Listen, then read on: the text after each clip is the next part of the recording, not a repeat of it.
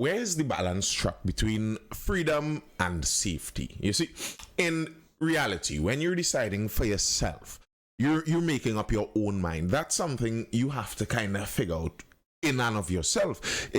Where's that limit where you are going to limit your own freedom for the sake of protecting your safety? Yes, you could do things even further out there in the pursuit of freedom, but freedom has risk to it. That's just the reality of life. Freedom has risk to it. But when you go on the side of governance, of the state, of the political power, and them controlling the aspects of freedom and safety, how much freedom should a government allow in pursuit of protecting others' safety? So there's the idea that a government's job is to protect people from each other. So if someone is doing something that risks your safety, and in order to protect you, to increase your safety, the government, the state would have to decrease someone else's freedom, then usually they do that. And even in that, there's a tough balancing act, because some people could feel like their safety is being violated when it's barely being violated. Like,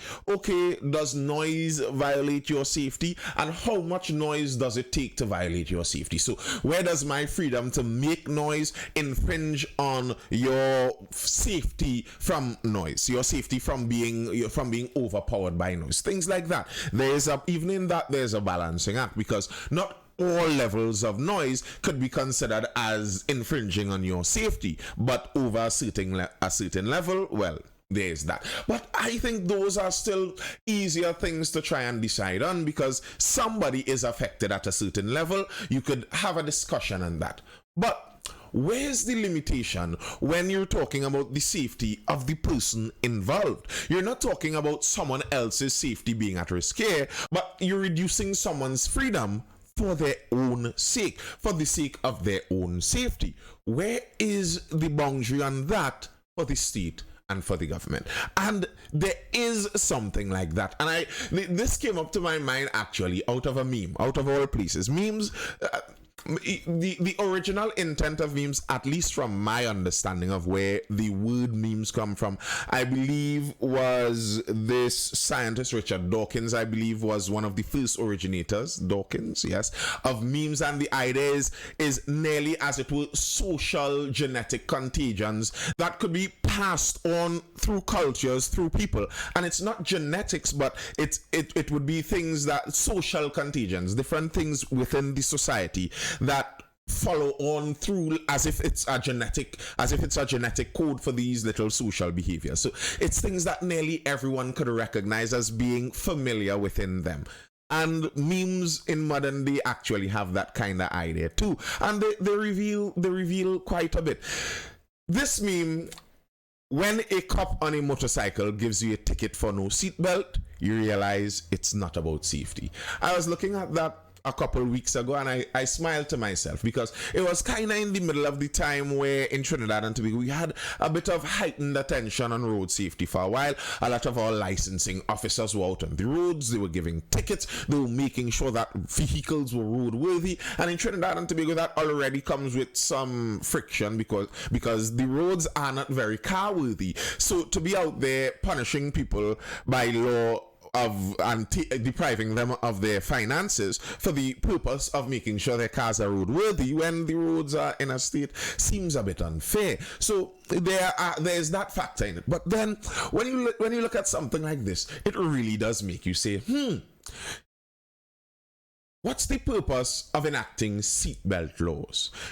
At least in our country and in most Western countries, it's illegal to drive a vehicle without your seatbelt engaged, because the government says they're trying to protect us. Now, a seatbelt is something interesting, because the vast majority of the protection that a seatbelt gives is personal.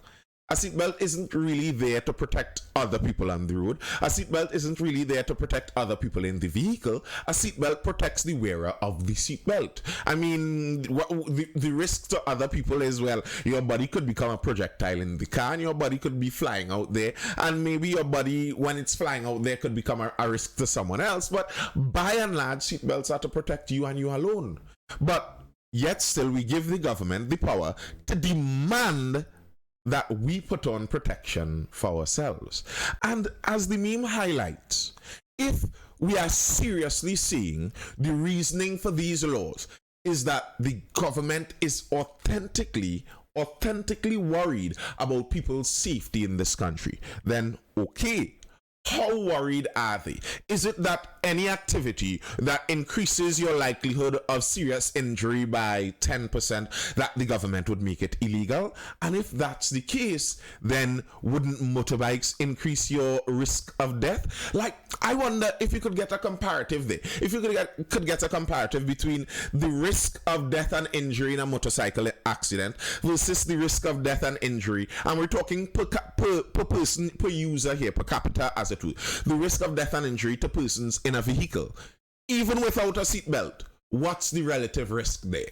And I have a feeling like people on a motorcycle are more at risk than people in a vehicle, whether they wear seatbelts or not. And if it is that the state is saying we would allow people to ride motorcycles, which is very dangerous, then how is it that we can't allow people to drive in a car, which may be relatively dangerous too? There does seem to be a disconnect there, don't you think? And the reason something like seatbelt, the laws on seatbelts get so important is because we see the ramifications of that as we come on now through time. We see in modern day that some people, when speaking about things like the vaccine mandates, etc., of the last couple of years with the pandemic and all the drama that went on with that, some people brought up reference to things like seatbelts, where the government has the authority to ensure that you protect yourself.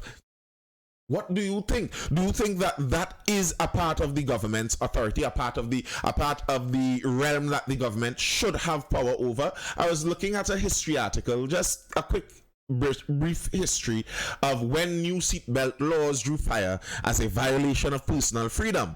The 1980s battle over safety belt laws reflected widespread ambivalence over the role and value of government regulation. When David Hollister, and very interestingly, this article is from history.com, the History Channel, and it came out in August of 2020. Very timely article back when it came out. When David Hollister introduced a seatbelt bill in Michigan in the early 1980s that levied a fine for not buckling up, the state representative received hate mail comparing him to Hitler. At the time, only 14% of Americans regularly wore seatbelts, even though the federal government required lap and shoulder belts in all new cars starting in 1968. Resistance to the life-saving devices at the time was the norm. So there are two parts in this.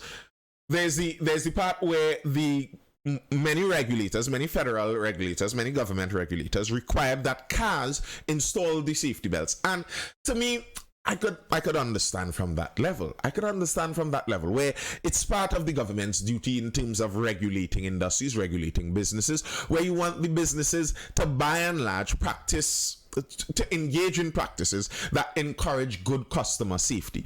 And requiring that vehicles install a seatbelt isn't something that takes away from the general functioning of vehicles. It makes the vehicle more safe, and I don't see a problem with governments on the government side making such regulations, even though again these regulations start you down that slippery slope. And many of the problems people have with things like the seatbelt legislation is the slippery slope argument, where some people say the slippery slope is a fallacy. You know, the idea being that if you make one step in a certain direction, it actually increases the likelihood that something much more drastic in that same logical progression is going to happen. And people call that a fallacy.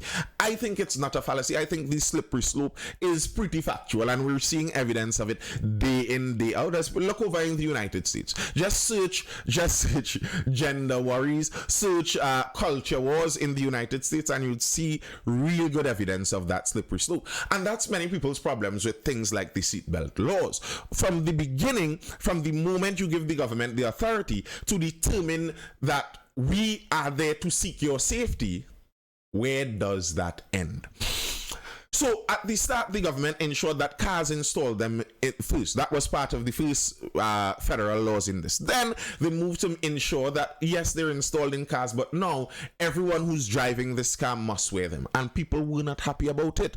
Drivers and passengers complained that seatbelts were uncomfortable, restrictive, but the uproar over mandatory seatbelt laws was mostly ideological. One of Hollister's colleagues in the Michigan House called the seatbelt bill a pretty good lesson, in mass hysteria created by a corporate-controlled media, and warned that the government would outlaw smoking next. Another said that anyone who voted for the bill should be recalled. I find it interesting that some people may look mockingly at that representative and say that when he said that this was a lesson in mass hysteria caused by the media, which sounds funny because it sounds like something someone would say in the present day too. But he said they would outlaw smoking next. Was he wrong? He was not wrong. He was seeing the direction this is going in. Now, the thing is, I think smoking has a bit more of a balance on that, because smoking, there is the balance of, yeah, you're risking someone else's safety. So I could understand outlawing smoking in public places, in closed public places, but California, I believe, took it one step further. I believe California right now is outlawing any tobacco products. So basically anyone under 24, something like that, would never be able to purchase a tobacco product in California because it's so unsafe. We aren't even allowing you to use it for yourself. And that is the direction it's going in. The representatives saw it way back then. The representatives saw it that, okay, if we allow the government to determine that we can control your freedom, where does it stop? And I think that's a legitimate question. Where does it stop? The government's control of our freedom in pursuit of our own safety. Where does that end? You see, like with seatbelts, I think something that could make more sense to me. There are laws I saw in Jamaica not too long ago. There was some friction over the bringing forward, the pushing of some car seat laws for the children, for infants. And many Jamaicans were like, this is not something for us. We are not in a place for this. And they made enough noise that the government basically backed down on it. Child seat law to be reviewed. The government has committed to reviewing the requirement in the new Road Traffic Act for all children aged 12 and younger to travel in car seats while in motor vehicles. Under the new law, which came into effect on Wednesday, drivers face a fine of $5,000 if they fail to transport children in child restraint seats. And to me, car seat laws make more sense than seatbelt laws, because there may be an argument that the government, part of the government's job is to protect the people who cannot protect themselves in a society, namely the children. The government's duty is to protect the vulnerable in society. So you could have an argument that part of the government's duty might be in protecting children, so maybe the car seats, even though I think forcing an expense on people like that is kind of insane. And in Jamaica, they bucked against it and the government pulled back from it. So how is it that the car seat laws may be too much, where you are seeking to protect the life and safety of the vulnerable, but a seatbelt law for an adult is fine? For a big person who should have their own will about them to select what level of safety they want to put on their own life. If I want to keep my life super safe, that's my choice. If I want to leave my life super free, that's my choice. Or should that be up to the government? That's up to Dr. Rowley and those in charge of politics. They determine what level of safety and freedom your life could be engaged with. That's my thoughts, though. Tell me what you think. That's all I have for now. I hope you're educated, informed, or entertained, and I will see you in the next video.